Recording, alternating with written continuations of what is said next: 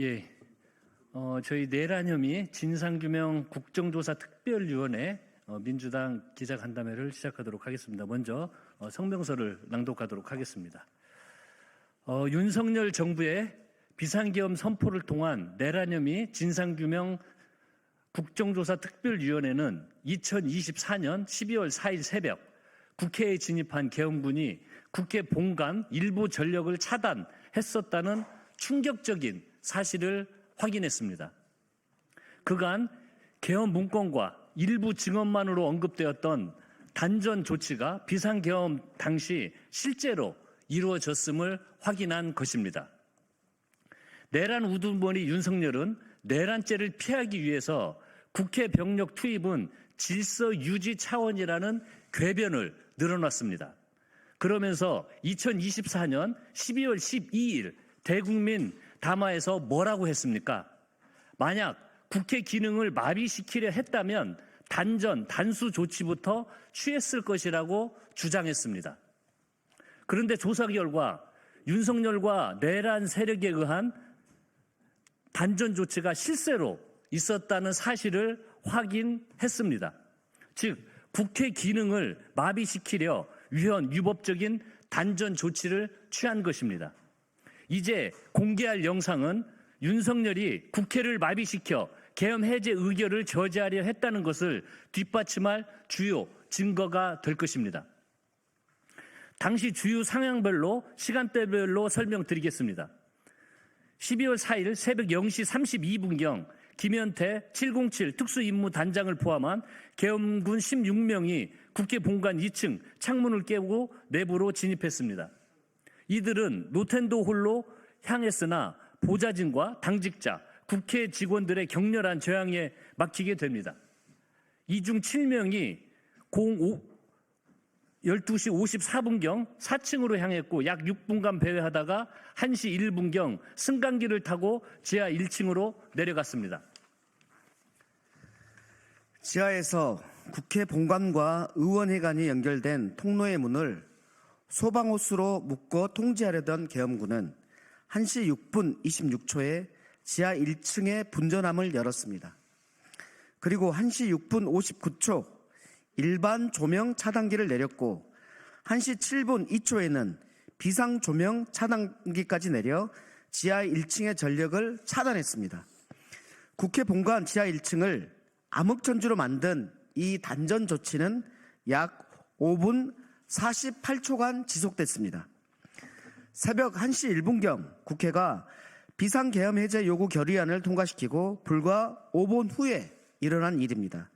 만약 계엄군이 지하가 아닌 본관 전체의 전기를 끊었거나 그 조치가 조금 일찍 이루어졌다면 국회는 어둠 속에서 혼란에 빠져 비상계엄을 해제하지 못했을 것입니다.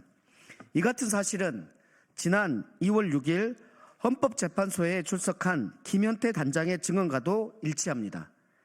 12월 4일 0시 50분경 곽종근 특수전 사령관은 김현태 단장에게 전화해서 전기라도 차단하는 방법이 없겠나라고 말했고, 김현태 단장은 국회 본관에 진입해 있던 김현태 단장은 찾아보겠다라고 답변했습니다.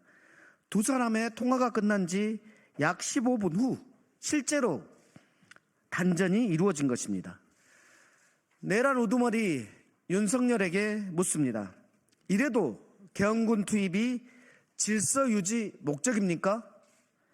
계엄군이 국회를 단전시킨 배경에는 계엄 해제 결의를 막으려던 윤석열의 지시가 있었습니다. 윤석열이 곽종근 사령관에게 아직 의결 종족수가 안 채워진 것 같다. 국회 문을 부수고 인원들을 끌어내라 라고 재촉했기 때문입니다.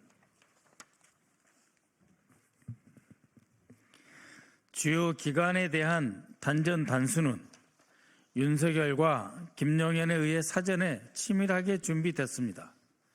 국정조사 과정에서 국회뿐만 아니라 MBC, JTBC, 경향신문, 한겨레, 김어준의 뉴스공장 등 언론사도 단전 단수 조치의 대상이었음이 소방청장의 증언 및 자료 제출로 밝혀진 바 있습니다.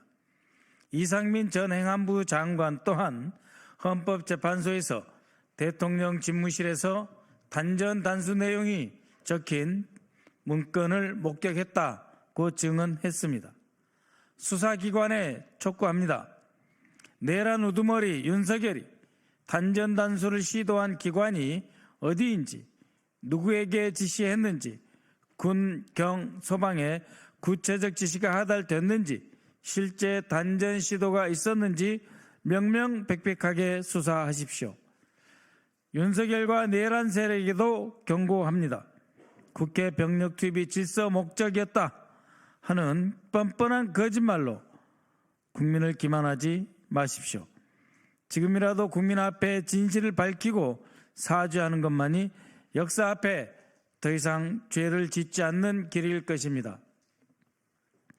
민주당 소속 국조특위위원 일동은 앞으로 예정된 2차례 청문회에서 비상계엄과 내란 과정에서 제기된 의혹들을 철저히 조사해 국민 여러분께 진실을 보고드리겠습니다.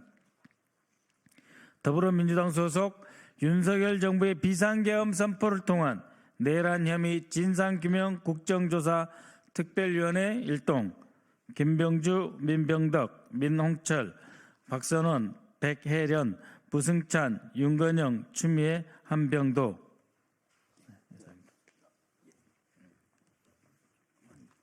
예, 여기서 설명드리도록 하겠습니다. 그리고 윤건영 의원님 참석해 주셨습니다. 예. 그러면 좀 내가 잘 안 보이는데, 예, 그 관련된 동영상을 이제 틀도록 하겠습니다. 이 배경 설명을 좀 드리면, 이 동영상은 국회 본관 지하 1층에서 이루어진 계엄군의 국회 단전 조치와 이동 경로를 확인할 수 있는 중요한 자료입니다. 12월 4일 오전 새벽 1시 1분경 비상계엄 해제 요구 결의안이 참석 국회의원 190명 전원 찬성으로 가결된 이후 시점의 CCTV의 영상입니다. 이때 본관에 진입했던 김현태 707 특임 단장을 비롯한 부대원 7인이 국회 본관 4층에서 지하 1층으로 엘리베이터를 통해 이동한 이후의 상황입니다. 여기 판넬을 보시면 국회 본관 1층 도면입니다. CCTV의 위치와 전기 분배를 조절하는 장치인 분전함의 위치를 확인할 수가 있습니다. 즉 저쪽 CCTV를 통해서 이쪽 분전함이 촬영된 동영상입니다. CCTV는 국회 본관 지하 1층 가보신 분들은 아실 텐데 그 지하 연결 통로, 즉 국회의원 회관으로 연결되어 있는 쪽에 있는 것입니다. 저 CCTV는요.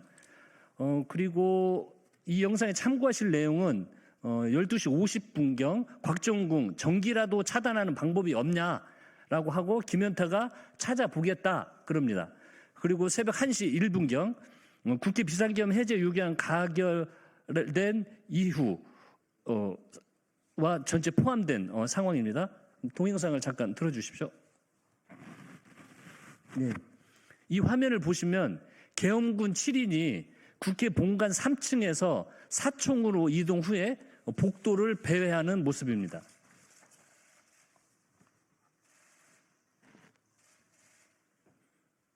근데 화면이 잠시만요. 화면이 잘 안.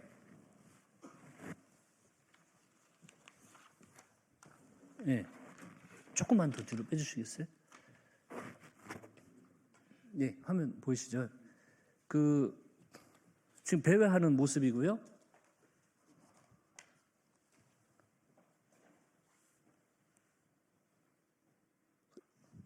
그 다음에 4층 승강기 앞에 의논 후에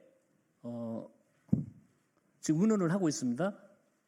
지하 1층으로 내려가기 위해서 이쪽으로 이동을 해서 지금 탑승기에 승강기에 탑승을 하려고 지금 대기를 하고 있습니다.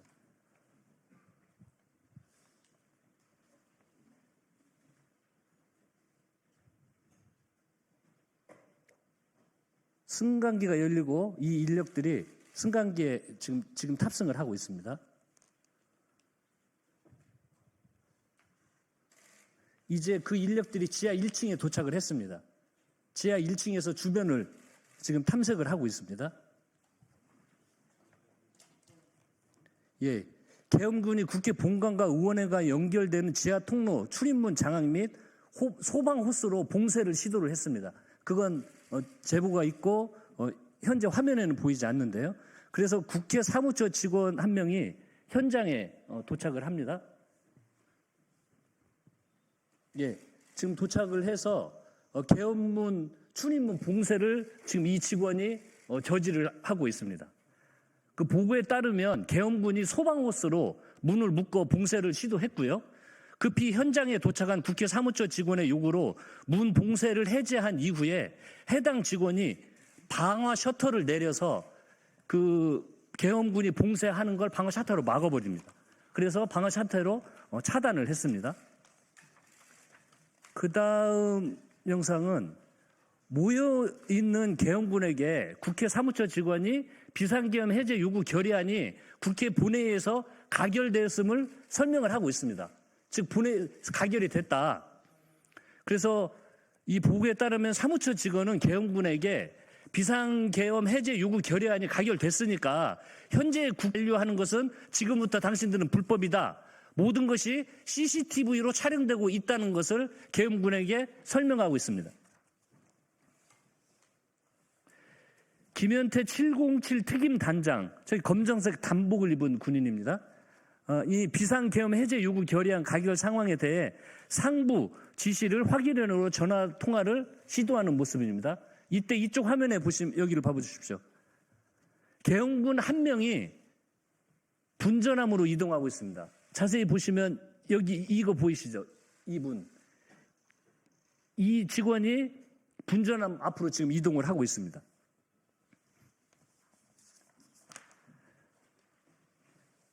이쪽을 확인을 하고 다시 분전함 앞으로 이동을 합니다. 자세히 보시면 색깔이 검정색으로 이제 방금 열었습니다. 방금. 이 상태에서 검정색으로 변하는 것이 분전함을 지금 개봉을 한 겁니다. 분전함을 열었고 여기를 보시면 분전함 내부에 일반 조명과 조명 차단기와 비상 조명 차단기가 있는데요. 계엄군은 일반 조명과 비상 조명을 차례로 단전을 합니다. 1시 6분 59초에 총 2개의 주 차단기 중 일반 조명 차단기가 내려집니다. 지금 내려졌나요? 네, 이 상태입니다. 내려졌고 그 다음에 1시 7분 2초에 나머지 1개의 비상 조명 차단기가 다시 내려집니다. 예, 완전 이제 암흑 상태가 현재 단전한 상태입니다. 이 화면이 밝아지는 것은 일반 조명 및 비상 조명의 차단 이후에 화면이 밝아지는 것은 CCTV가 주변 밝기를 감지해서 밝기를 조절하는 과정에서 나타나는 현상입니다. 이 지하 1층 단전 상태가 5분 48초간 지속되었습니다. 이 해당 시점에도 국회 사무처 직원은 계엄군에게 비상계엄 해제 요구 결의안이 가결되었음을 지속적으로 고지를 합니다. 그리고 계엄군의 철수 경로와 관련해서 국회 사무처 직원이 국회 본관 1층이 혼잡한 상황이기 때문에 국회의원 회관과 지하 통로를 통해 이동할 것을 권고하고 안내를 했습니다. 그리고 계엄군의 지하 통로 문 봉쇄 시도를 막기 위해서 방화 셔터가 내려가 있던 상황이었고요. 국회 사무처 직원은 계엄군에게 단전 조치를 해제해야 방화 셔터를 올릴 수 있다고 안내를 합니다.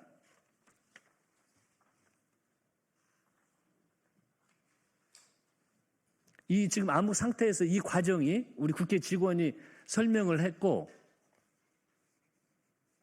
국회 직원 이제 계엄군이 빠져나가려면 불을 켜야 방화 셔터가 올라갈 수 있지 않겠습니까? 작동을 해서.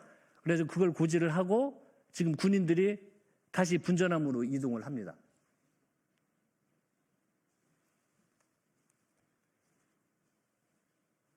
이게 이제 여기서 다시 차단기를 올려서 불이 들어온 상황입니다.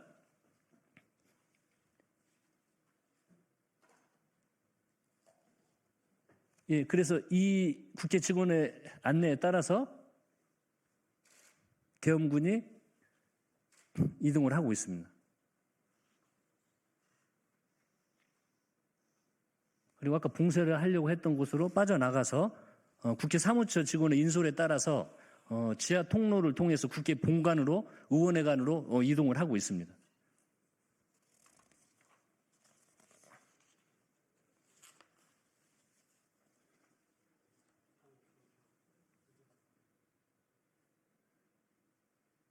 예, 국회 의원회관 지하 1층 승강기에 곧 탑승을 하고요.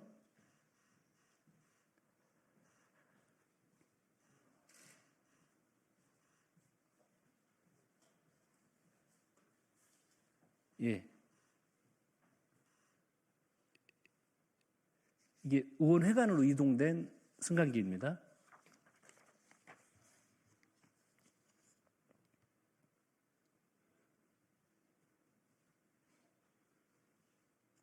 탑승을 하고 다시 의원회관으로 나와서 출구로 이동하는 모습입니다.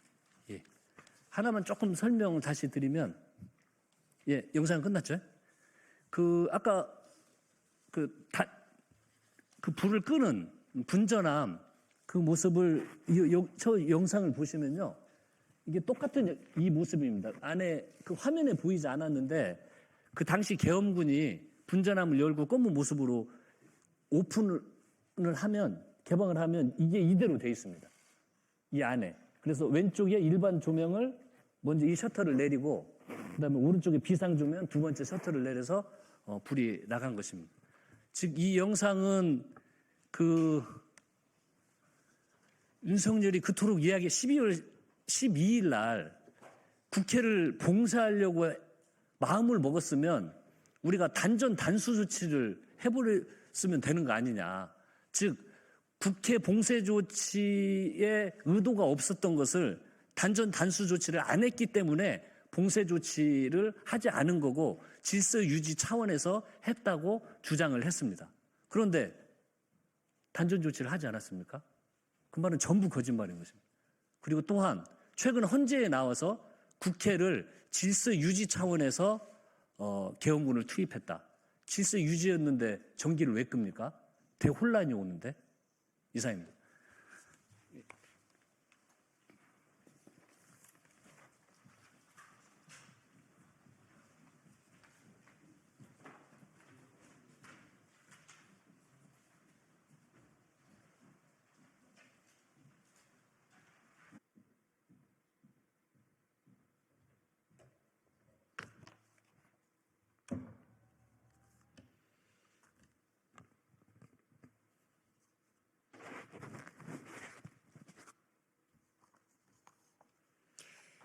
진보당 상임대표 김재현입니다.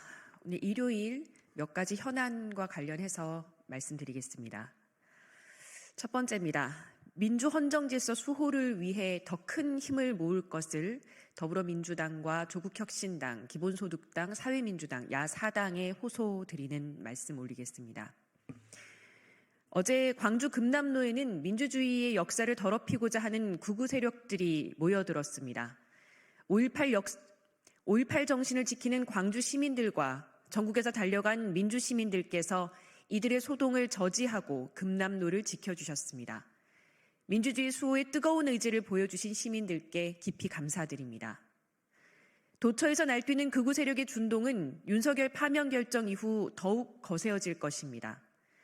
윤석열 파면 이후 우리 사회는 극우 내란 세력과의 더욱 치열한 2차전을 치러야 합니다. 끝을 알 수 없는 내전이 시작되었습니다. 각오를 다시 세워야 할 때입니다.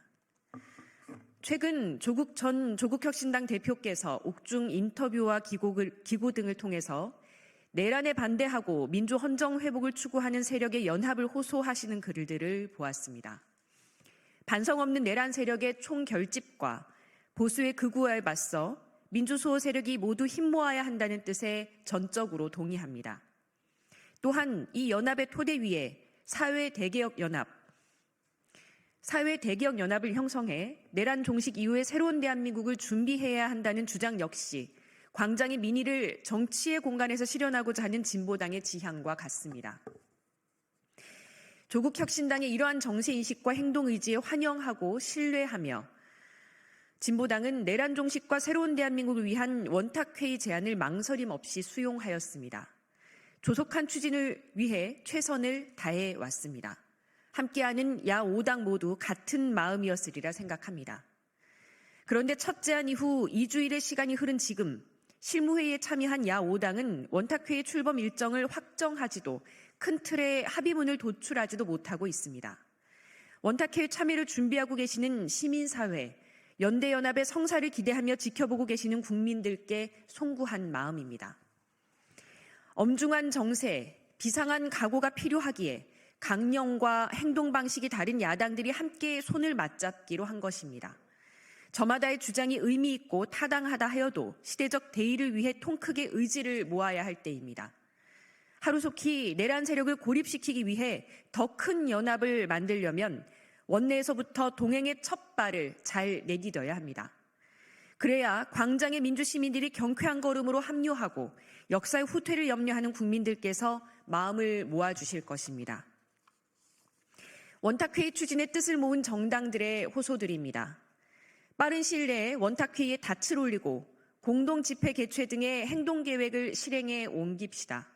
부족한 합의 지점은 신뢰를 갖고 채워나갑시다. 이대로 시간을 허비하기에는 내란 세력의 준동이 너무나 위험합니다. 특히 더불어민주당에 요구합니다. 내란 세력 재집권 저지라는 시대적 요구를 실현하기 위해 보다 대승적이고 적극적인 노력을 보여주십시오. 얼마 전 이재명 대표께서 언급하신 헌정수호 대연대가 얼마나 넓게 형성될 수 있는가는 민주당의 의지에 달렸습니다. 헌정수호 세력의 연대와 연합으로 역사적 책무에 다 같이 화답할 수 있도록 더 크게 손 내밀 때입니다. 하루하루 불안함을 안고 일상을 버티고 계실 국민들께 안도와 희망의 소식을 전해드리고 싶습니다. 대의를 함께 한다는 믿음을 갖고 각 당의 화답을 기다리겠습니다. 부의원 김건희, 계엄사령관 김건희를 철저히 수사하라. 부의원으로 불리면 내란 수계 윤석열의 뒷그림자였던 김건희가 국가정보기관의 수장인 조태용 국정원장에게 계엄 전날 2번의 문자를 보냈다고 합니다.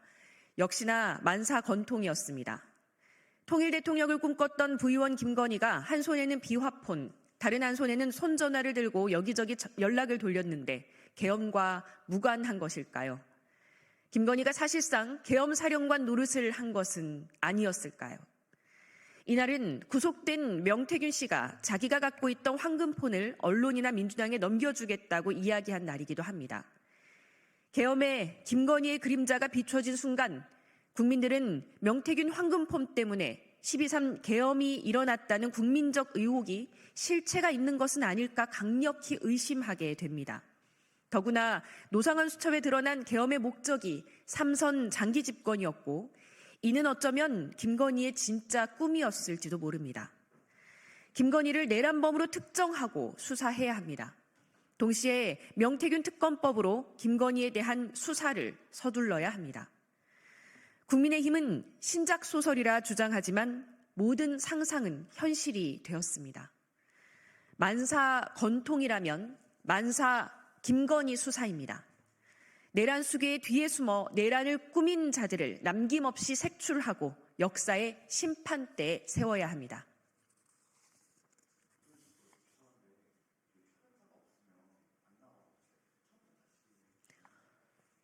그래요?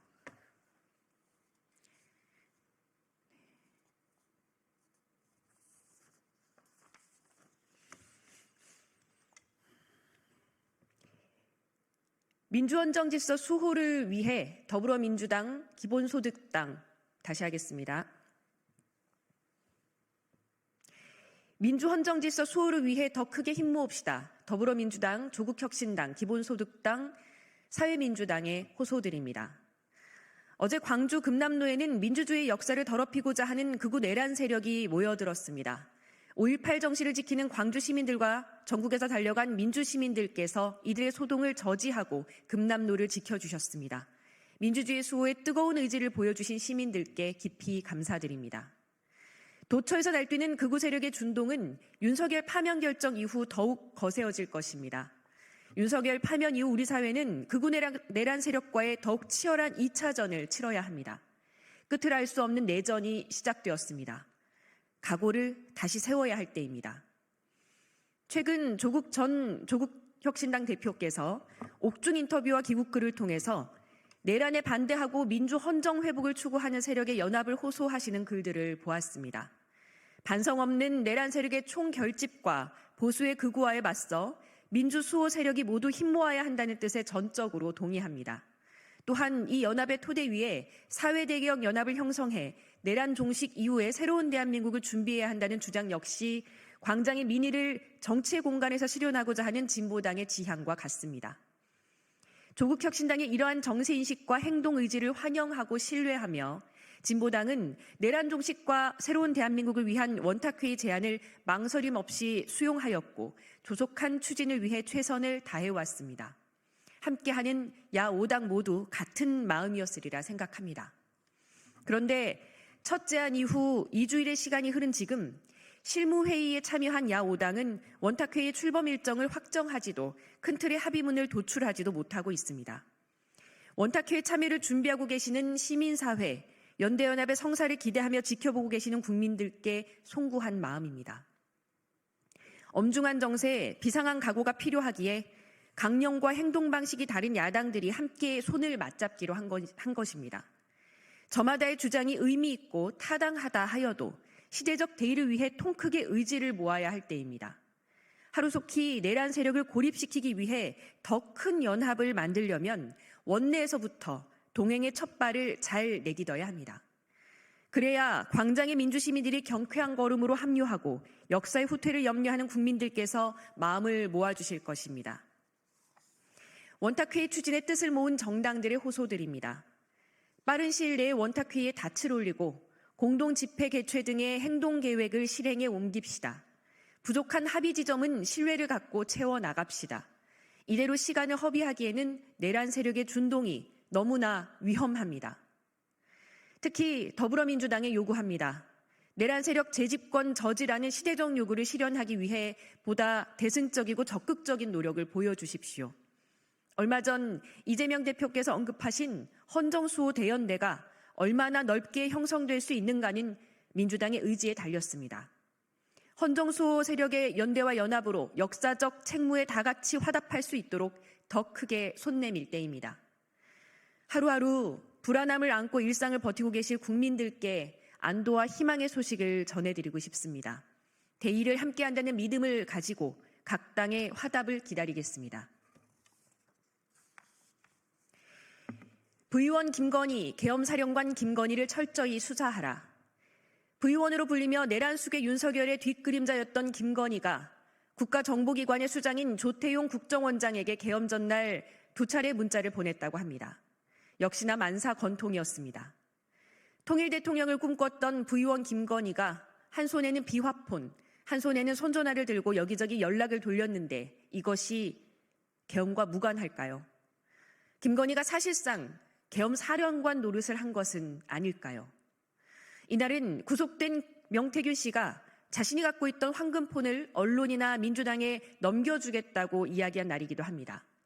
계엄에 김건희의 그림자가 비춰진 순간 국민들은 명태균 황금폰 때문에 12.3 계엄이 일어났다는 그동안의 의혹이 실체가 있는 것은 아닐까 강력히 의심하게 됩니다.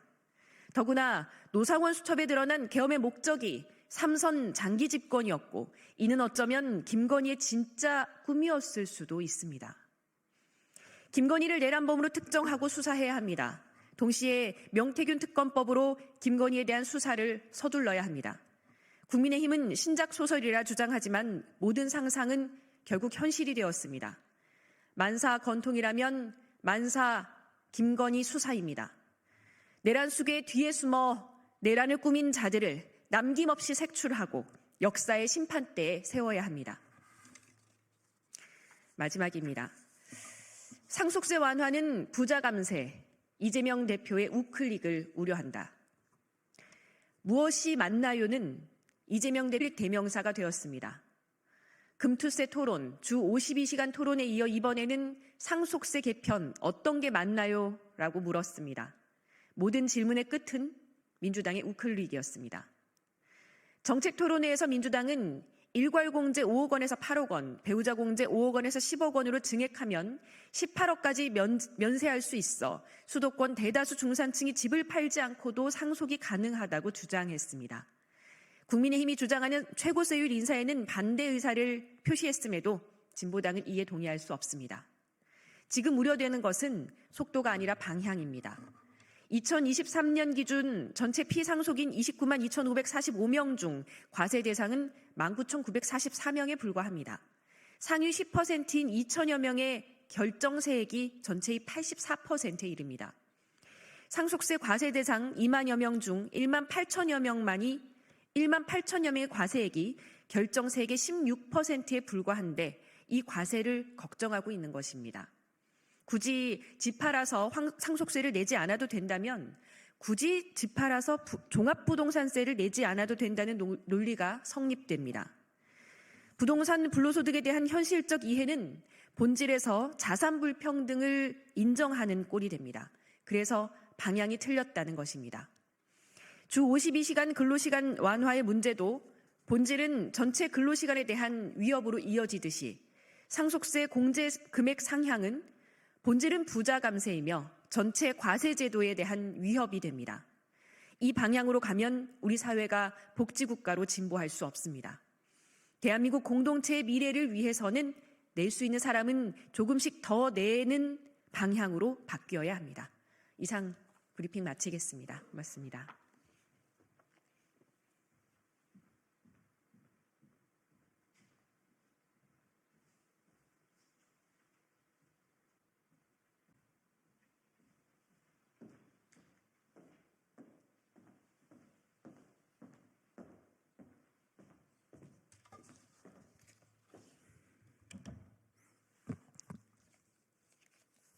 윤상현 의원입니다. 헌법재판소 파행의 끝은 도대체 어디인지 이런 주제로 말씀드리도록 하겠습니다. 대한민국 최고의 지성이 모였다고 하는 헌법재판소에서 꼼수와 파행이 난무하고 있습니다. 그 끝이 도대체 어디인지 가늠이 되지 않습니다. 지난 14일 국회에서 마은혁 헌법재판소 재판관 후보자 임명 촉구 결의안이 통과됐습니다.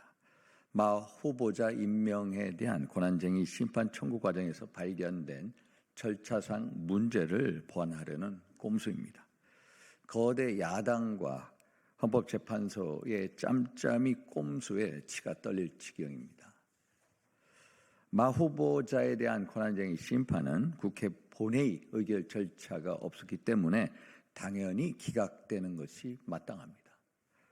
하지만 헌재는 지금이라도 본회의 의결 절차를 거치겠다는 국회 측 대리인단의 꼼수를 받아들였고 문영배 헌법재판소 권한대행은 얼마 정도의 시간이 필요하겠느냐라며 물으며 회답까지 해줬습니다. 세상에 이렇게 대놓고 짜고 칠 수 있는 경우가 어디 있습니까? 민주당이 윤석열 대통령 탄핵 심판에 마 후보자를 참석시키기 위해 목숨을 걸고 있는 것은 3살배기 아이도 다 알고 있습니다. 그런데 왜 헌재가 이러한 민주당의 정치 공작에 입을 맞추고 있는 것인지 도무지 이해가 안 됩니다. 만약 마 후보자가 윤 대통령 탄핵 심판 최종 변론 기일 전에 임명되고 단 한 번이라도 재판하고 선고하는 상황이 벌어지게 된다면 어느 국민이 헌재 결정에 수긍하겠습니까? 그리고 정작 중요한 것은 최상목 대통령 권한대행이 마 후보자 임명의 선결 조건으로 내건 여야의 합의는 이루어지지 않았습니다.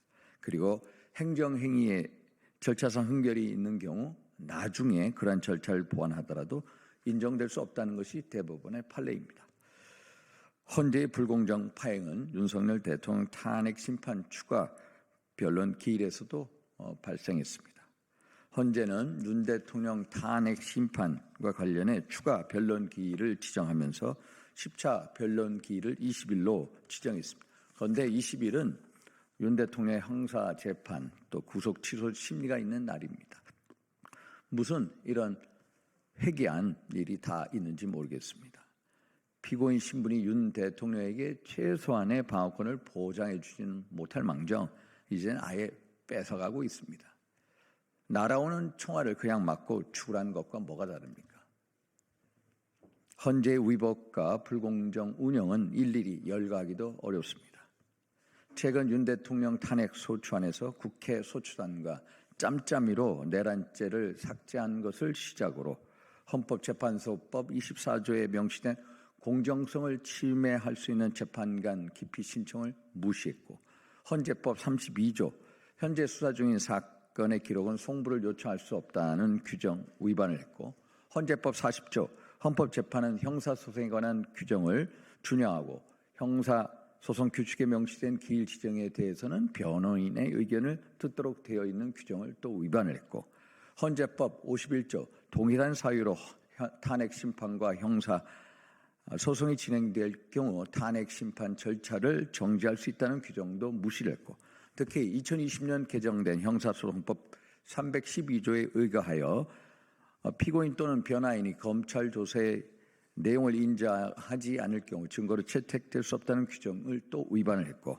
지금까지 헌재가 보인 윤 대통령 탄핵 심판 과정에서 헌법과 법률에 딱 들어맞는 것이 없습니다. 헌법재판소의 신뢰가 무너진 것은 여론조사를 통해서도 잘 알 수가 있습니다. 국민의 절반 가까이가 헌재를 불신하고 있고 2030 세대의 불신은 그 이상에 이르고 있습니다. 그럼에도 헌재의 불공정과 파행은 개선되지 않고 있습니다. 이러니 헌법재판소가 헌법 위반소 또 불법 재판소라는 비판을 받는 거 아니겠습니까? 헌법재판관들께서는 지금 본인이 어떠한 사사로움이 없이 공정하게 세상을 바라보고 또 재판에 임하고 있는지 자문해 보시기 바랍니다. 판사가 높은 곳에 있는 이유는 세상을 넓게 보고 모든 사람을 공평하게 대우하기 위한 것임을, 대하기 위한 것임을 잊지 말아 주시기 바랍니다. 이상입니다.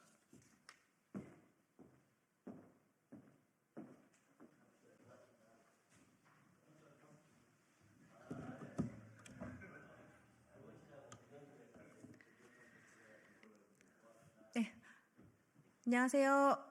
더불어민주당 교육특별위원회 위원장 백승아입니다.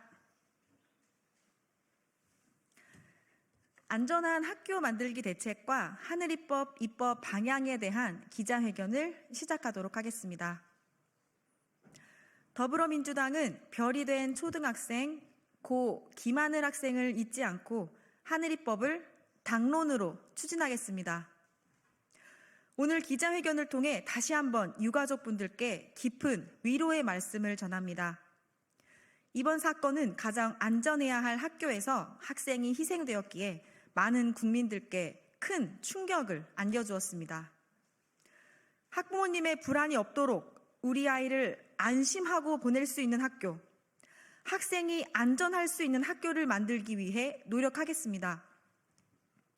다시는 이러한 비극이 일어나지 않도록 미비한 제도적 장치를 보완해야 하기에 교육부가 교육감과 협의를 통해 질환교원심의위원회를 법제화하고 직권휴직의 법적 구속력 강화와 복직검증 강화, 특이증상 발현 시 긴급 개입, 주기적인 심리검사 등의 대책을 발표했습니다. 국회에서도 다수의 법안들이 발의되었습니다. 그러나 현재 논의되고 있는 대책에 대해 교육 현장과 전문가들의 우려가 큽니다. 지혜로운 해법을 찾기 위한 사회적 논의가 필요합니다. 자칫 낙인이 두려워 마음건강 위기 상태를 숨기고 치료를 기피하면서 오히려 병을 키우게 될 수 있으며 악성 민원인과 관리자에 의해 제도가 악용되어 부당하게 긴급 분리될 위험이 생길 수 있습니다. 교사들의 열정적이며 헌신적인 교육활동이 위축되는 등 부작용과 역효과로 인해 교사의 마음 건강이 더 악화되고 학교 현장에 더 큰 위험이 초래될 수도 있습니다. 새로운 제도가 치료 기피나 악성 민원 증가 등 부작용을 초래하지 않도록 신중히 논의해야 합니다. 이에 이재명 당대표께서 학생과 학교를 보호할 정책과 제도를 최우선시하여야 한다. 아울러 다수의 선량한 교사들의 인권과 자존감이 침해되지 않도록 세심하게 배려하고 존중해야 한다고 직접 말씀하시면서 하늘이법은 당론으로 추진하겠다고 약속하셨습니다. 교사만 안전한 학교, 학생만 안전한 학교는 존재 불가능합니다. 학교 구성원인 교사와 학생 모두에 대한 안전을 확보하는 것이 하늘이법을 제정하려는 이유입니다. 더불어민주당은 우리 학생의 죽음이 헛되지 않도록 하겠습니다. 학생과 학교의 안전을 최우선시하겠습니다. 또한 학교와 교사들의 어려움을 반영하고 낙인을 찍어 질병을 죄로 여기지 않도록 대책과 입법을 마련하겠습니다. 특히 전체 교사에 대한 사회적 편견과 부정적 혐오가 확대되고 잠재적 위험 인자나 범죄자로 간주되어 학교에 대한 신뢰 회복과 학교 안전보다는 학교에 대한 불신과 혼란으로 이어지지 않도록 하겠습니다. 이번 안타까운 사건의 원인은 첫째, 교육당국이 폭력적 증상이 심각하여 사고 위험이 큰 교사를 즉각 분리하지 않고 사실상 방치한 것입니다. 마음 건강이 위기 상황인 교사와 폭력적 증상이 심각하여 사고 위험이 큰 교사는 구분되어야 합니다. 마음건강 적신호는 여러 차례 나왔습니다. 마음건강 위험 징후는 교사가 일반 공무원의 2배가 넘고 최근 병원 치료를 받거나 질병휴직하는 선생님이 급증하고 있습니다. 개인의 건강 문제가 아니라 구조적인 문제가 있는 것입니다. 구조적 문제를 해결하는 동시에 마음 건강에 대한 진단과 치료, 충분한 휴식과 휴직, 치유와 복귀 등에 관한 맞춤형 심리 지원 체계를 구축해야 합니다. 둘째, 늘봄학교를 졸속으로 추진하면서 제대로 된 인력과 예산을 배정하지 않아 늘봄학교 학교 지도가 제대로 이루어지지 않는 등 안전대책이 부족했기 때문입니다. 학교마다 제각각인 돌봄교실 귀가 원칙을 재정비하고 전담 인력 등 학교 안전 인프라도 확충해야 합니다. 더불어민주당은 현장의 교육 주체들의 목소리를 듣기 위해 17일 월요일 교원단체 간담회를 개최하여 현장의 교육 전문가인 선생님들이 이번 사건에서 무엇을 문제라고 바라보고 있는지, 이 문제를 해결하기 위해서는 어떤 방안을 만들어야 할지 다양한 의견을 듣겠습니다. 19일 수요일에는 학부모 간담회를 개최하여 학부모님이 불안해하는 지점이 어디인지도 짚어볼 것입니다. 2차례 입법 추진 간담회를 개최하여 선생님과 학부모, 전문가의 의견을 수렴하겠습니다.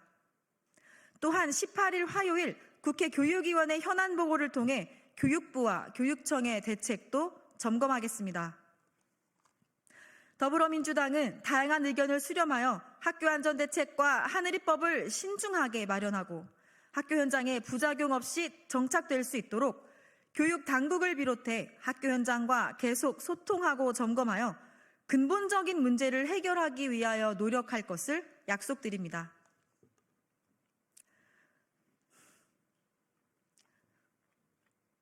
우리는 별이 된 하늘이가 하늘에서 가장 예쁘고 빛나는 별이 되길 소망하며 가슴에 기억할 것입니다. 또한 제2의 하늘이가 나오지 않도록 학교 안전 대책과 하늘이법을 촘촘하고 실효성 있게 마련하겠습니다.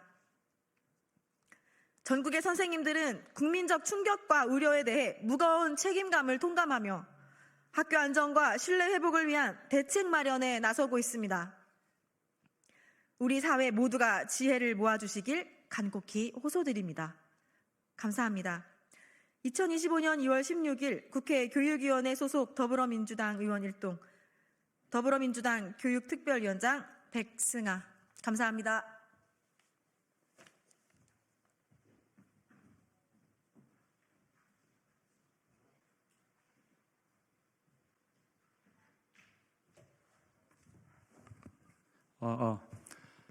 네, 안녕하십니까. 민주당 영동포갑 최현일 국회의원입니다. 일단 그 기자회견에 앞서서 엊그제 금요일에 오세훈 서울시장이 우리 그 국회 행정안전위원회에서 감사원 감사 요구를 하고 지금 감사원 감사가 진행됐는데 한강 개발 사업과 제2 세종문화회관에 대한 감사원 감사에 대해서 비판적인 입장을 표명했고 특히 저 개인에 대해서도 언급을 했기에 오늘 이 자리에서 또 국회의원 한 사람으로서 또 오세훈 서울시정을 바라보는 서울시민의 한 사람으로서 입장을 표명하고자 합니다. 기자회견문을 낭독하겠습니다. 오세훈 서울시장은 대권 노름을 멈추고 감사원 감사에 성실하게 임하기를 촉구합니다.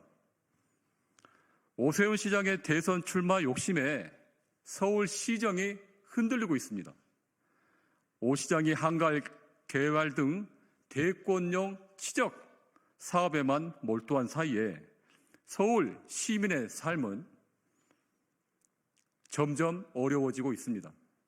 특히 12.3 내란 이후 조기 대선을 의식한 듯 오 시장은 서울시정을 돌보는 대신 민주당과 이재명 당대표를 비난하는 정치적인 행보에 더욱 힘을 쏟고 있습니다.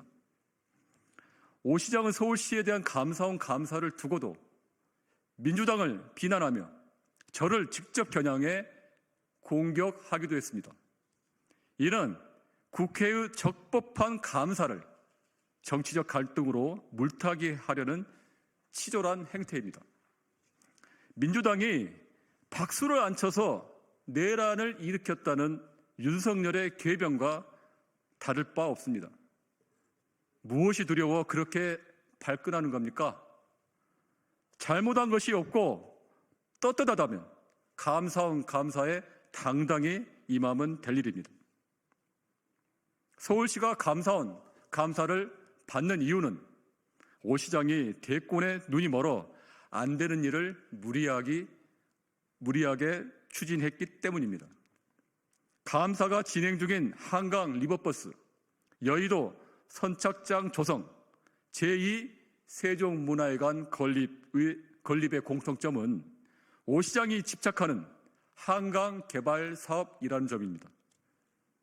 이명박 전 대통령의 청계천 개발을 따라하며 대권 발판을 마련하려 했지만 오 시장의 전시성 한강 개발은 15년 전에도 실패했고 이번에도 또 실패로 끝날 것이 분명합니다.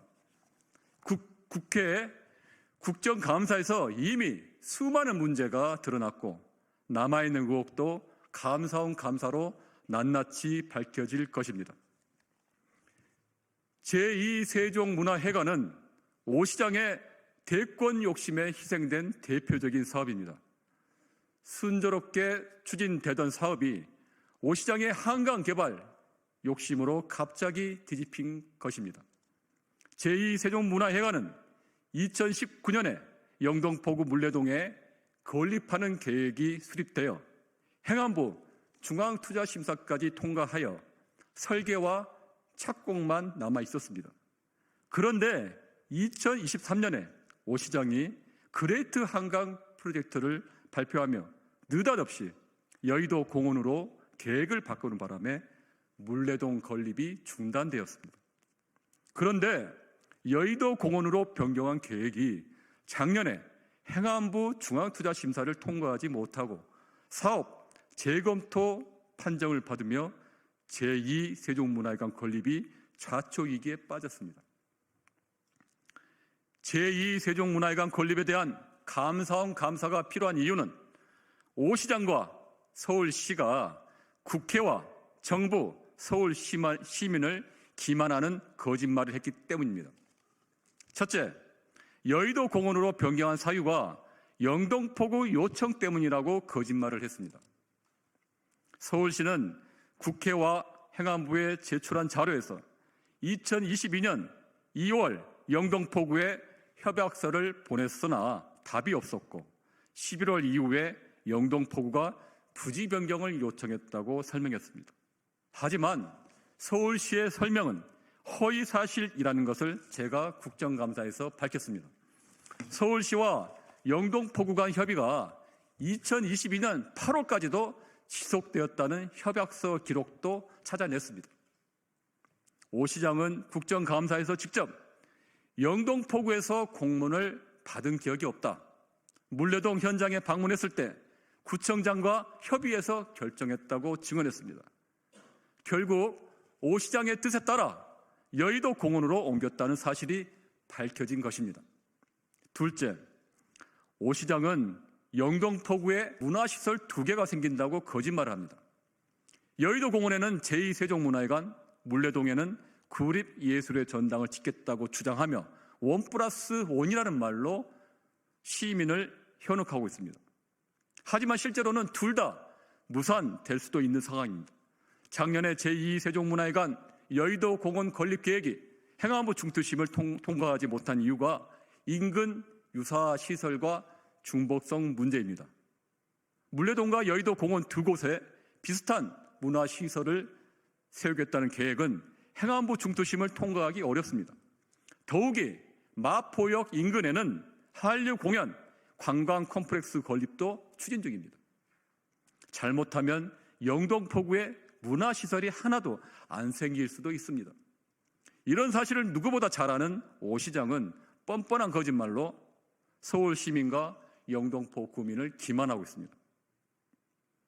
오세훈 시장은 대권 노름을 멈추고 서울 시민에게 사과하십시오. 제2세종문화회관 물레동 건립은 오 시장의 22년 6월 서울시장 선거 공약이기도 합니다. 오 시장은 선거 반년 만에 공약을 파기하면서 사과는커녕 해명조차 안 했습니다. 더욱 심각한 것은 제가 국정감사에서 진실을 밝혀내기 전까지는 부지 변경의 책임을 영등포구에 떠넘기기 급급했다는 점입니다. 시민과의 약속을 우습게 여기는 사람이 대선 출마를 저울질한다는 것은 가당치도 않습니다. 오 시장은 제2세종문화회관 자초 위기에 대해 서울 시민과 영등포 구민에게 사과해야 합니다. 그리고 더 늦기 전에 물레동 원안 추진으로 문제를 바로잡아야 합니다. 서울시는 오세훈 개인의 욕망을 실현하는 도구가 아닙니다. 서울 시민에게는 대권 노름에 빠진 시장이 아닌 서울 시민의 삶을 최우선으로 챙기는 시장이 절실합니다. 오 시장의 무리한 정책으로 시민들의 혈세와 행정력이 낭비되는 것을 더 이상 방치할 수 없습니다. 오 시장은 대권 욕망을 위한 서울시정 사유화를 즉각 멈추고 감사원 감사에 성실하게 임할 것을 촉구합니다. 2025년 2월 16일 국회의원 최현일. 감사합니다.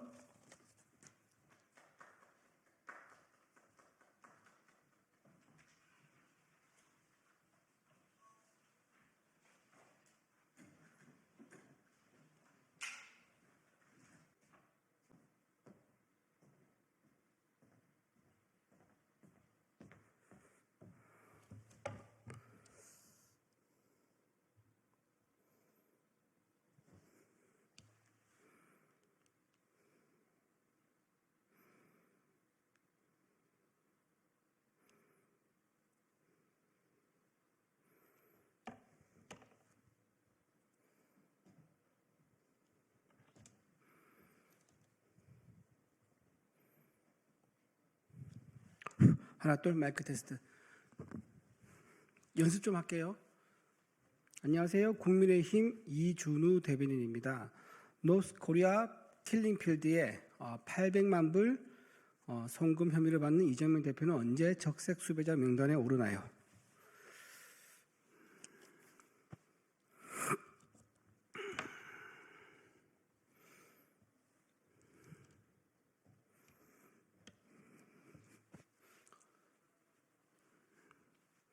아무 말 대잔치에 대해 묻지 않습니다. 코리아 필드에 묻고자 합니다. 진짜 킬딩 필드는 노스코리아 킬딩 필드 아닙니까? 김일성 3부자. 머리 괜찮아요? 네네네.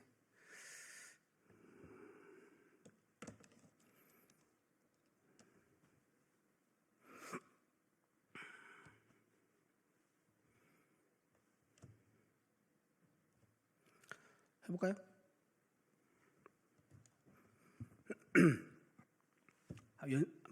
연습 한번 해볼게요. 국민의힘 이준우 대변인입니다. 노스코리아 킬링 필드 관련해서 이재명 대표의 대북 송금 관련해서 말씀드리겠습니다. 이재명 대표가 코리안 킬링 필드 대동세상 다시 할게요. 이재명 민주당 대표가 코리안 킬링 필드 대동세상 내란 운운하는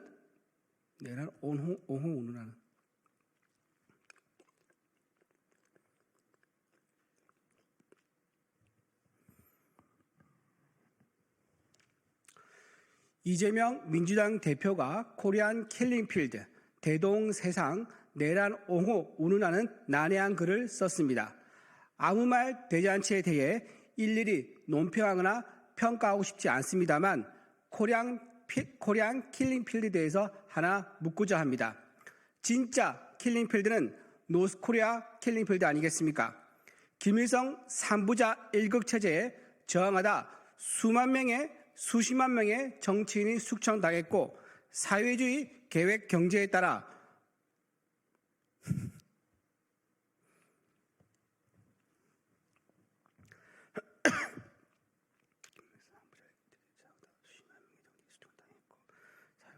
경제 실패로 최대 300만 명의 북한 주민이 굶어 죽었습니다.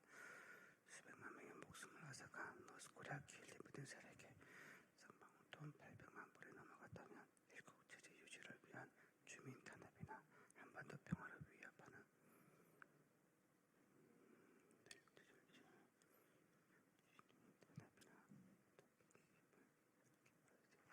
다하지 않겠습니까?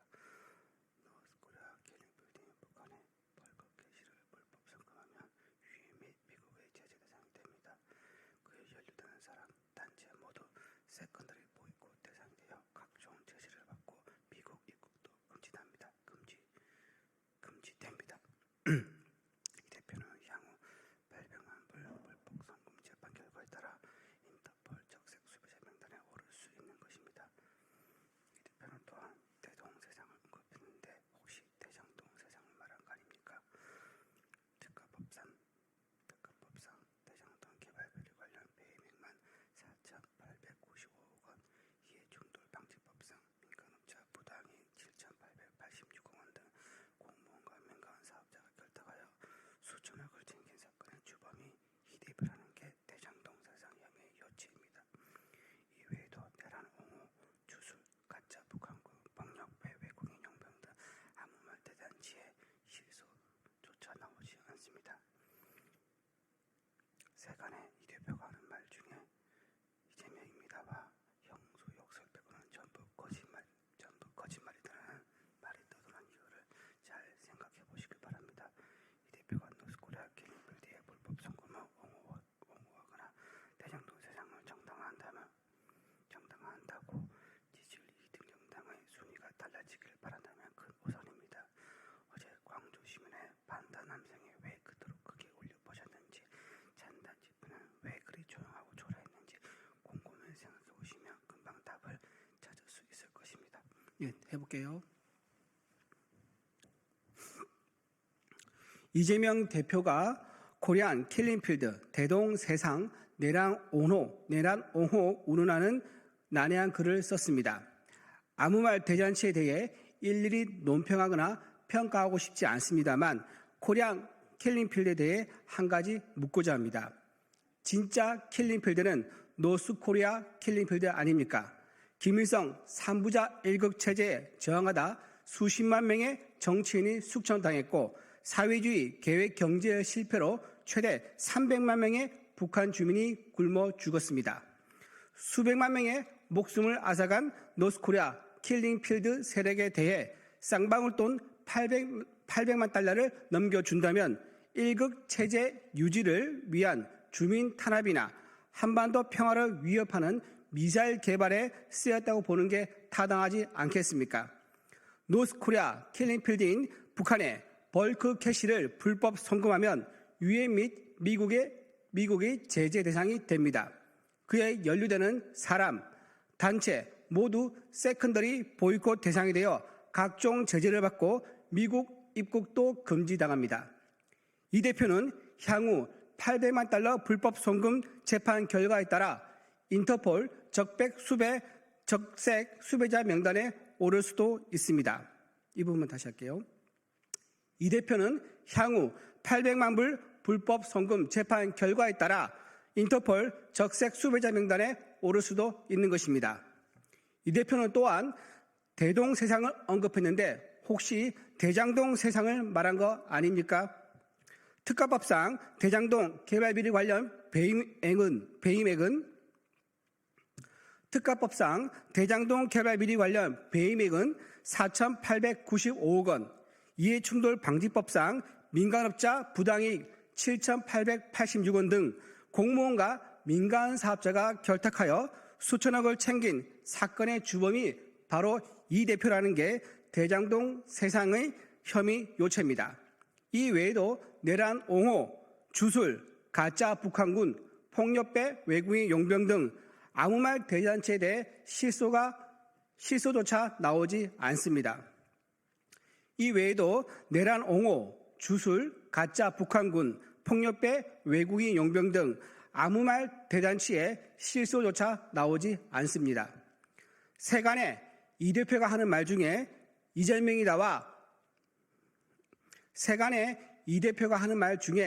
이재명이다와 형수 욕설 빼고는 전부 거짓말이라는 말이 떠돌고 있는 이유를 잘 생각해 보시길 바랍니다. 세간에 이 대표가 하는 말 중에 이재명입니다와 형수 역설 빼고는 모두 거짓말이라는 말이 떠도는 이유를 잘 생각해 보시길 바랍니다. 이 대표가 노스코리아 킬링필드의 불법 송금을 옹호하거나 대장동 세상을 정당화한다고 지지율 2등 정당이 순위가 달라지기를 바란다면 큰 오산입니다. 어제 광주 시민의 반탄 함성이 왜 그토록 크게 울려 퍼졌는지, 찬탄 집회는 왜 그리 조용하고 초라했는지 곰곰이 생각하시면 금방 답을 찾을 수 있을 것입니다. 마지막 문제 다시 해볼게요.